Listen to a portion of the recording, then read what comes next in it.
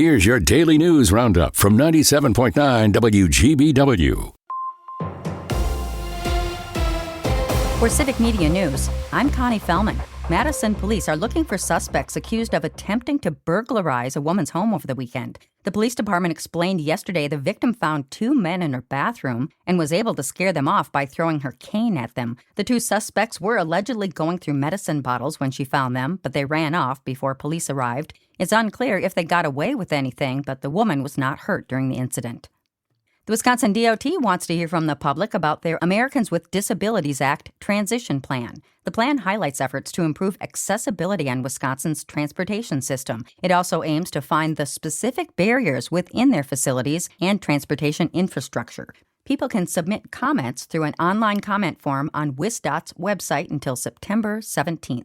One person is injured after being shot in the foot in Madison. Madison police responded Friday afternoon to reports of the shooting. When police arrived, the suspect had already run away. Officers determined the victim had been shot in the bathroom. They were taken to the hospital and are expected to recover. The incident remains under investigation. A kangaroo is on the loose in Columbia County after escaping from a trailer. It happened Sunday morning near Portage when 4 kangaroos were being transferred between vehicles. The Wisconsin State Patrol says 2 of the animals were hit by vehicles and didn't survive, while a third was recovered by the owners. The 4th kangaroo ran off near Wisconsin 78 and Interstate 39 and is still unaccounted for. Troopers requested Wisconsinites not pull over on the side of the road to look for the missing animal. Wisconsin is receiving high marks as one of the most enjoyable states.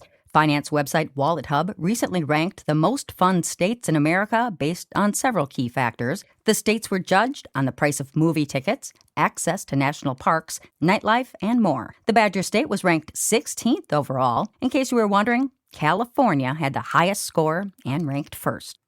A Wisconsin prosecutor has declined to charge Elon Musk after a dispute over a $1 million giveaway during last year's state Supreme Court campaign. La Crosse County District Attorney Tim Gernke says the evidence did not show that anyone received money for voting or agreeing to vote. Musk first said the rally was for people who had voted, then clarified that people had to sign a petition opposing activist judges to attend. The State Elections Commission referred the case after the rally in Green Bay, and the original prosecutor stepped aside because of a conflict of interest.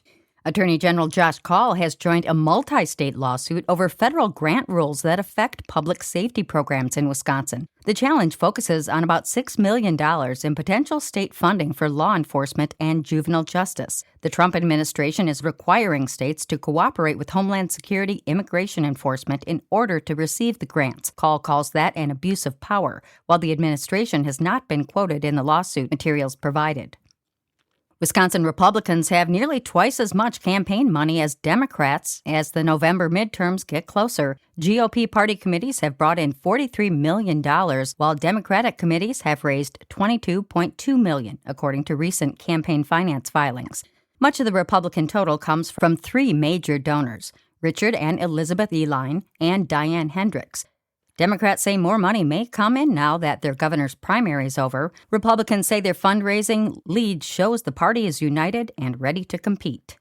A popular country music star is welcoming UW-Madison students back to school in style. The Wisconsin Union announced Kane Brown will be performing a free concert for students on Saturday, September 5th, just days after classes begin on campus. Students can get their free ticket online, while non-students can stream the concert on Amazon Live.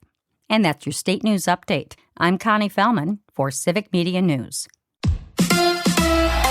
A lesson learned. Hi, I'm Mike Clemens with sports, baseball. The Brewers and Mets go at it again tonight at Citibank Field in Queens, New York. The Brewers losing in a close one in extra innings to the Mets last night, 3-2. Manager Pat Murphy pulled Cooper Pratt out of the game when he failed to take second base after a hit to right field in the 5th inning. I know who this kid is. He's a great kid. It's not laziness, but you got to have your head in the game because these games like today comes down to Lindor's great catch or an errant throw or or whatever. So you've got to be locked in if you're going to play at this level. NFL, the Arizona Cardinals in Green Bay to face the Packers in a joint practice session before Friday night's final preseason game. Tight end Tucker Kraft getting more playing time each day. Is he any closer to getting a new contract? It's good to see him out there. I mean, he's worked his tail off. As far as the contract goes, it doesn't have any really effect on that. And then no real updates there. That's the Packers GM Brian Gutekunst with sports. I'm Mike Clemens. We could catch an isolated shower or thunderstorm this afternoon. Otherwise, mostly sunny today with a high right around 83 this afternoon. Tonight, it'll be mostly clear with a low dropping into the low to mid-60s. Tomorrow, sunny, comfortable, less humid. Our high right around 80. I'm meteorologist Sean Cable. That's your Green Bay News Roundup from 97.9 WGBW. Subscribe to this podcast on Spotify, Apple, or wherever you get your podcasts. And find more news anytime at WGBW.FM.